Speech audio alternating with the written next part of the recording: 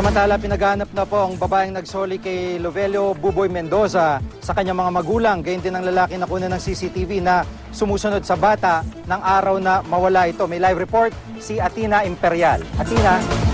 JG, ayon kay Police Senior Superintendent Richard Albano, Acting District Director ng QCPD, isang nagngangalang Nanet ang nagbalik kay Buboy sa kanyang mga magulang. Nagpunta raw sa isang mag-asawa na kapitbahay ni Nanet ang lalaking suspect na nakita sa CCTV. Nagbigay raw ng 1,000 ang mag-asawa sa suspect. Dahil may pupuntahan daw ang mag-asawa, iniwan umano nila kay Nanet si Buboy.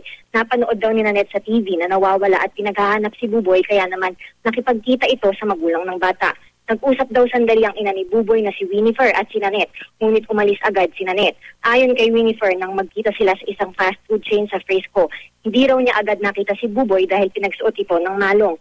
Pinaghahanap na ng mga pulis si Nanet na taga Maynila. Kita raw sa CCTV na inengganyo ng lalaking suspect ang bata na sumunod rito sa pamamagitan ng isang bilaong candy.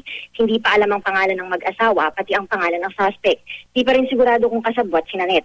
Sigurado raw na kidnapping ang nangyari dahil walang pahintulot ng magulang ang pagsama ni Buboy sa lalaking suspect. Kaya ng mga pulis, bantayang maigi ang mga anak. Sa nangyari raw kasi kay Buboy, napatagal sa pagpapaload ang nanay at di napansing nawaglit si Buboy. Hindi naman itinanggi ni Winifred ang aral sa kanya dahil sa nangyari sa anak. Kaya ngayon, hindi na raw niya iiwan ang anak at titiyaking hindi na mahiwalay sa kanya ang bata. Gigi? Maraming salamat, Athena Imperial.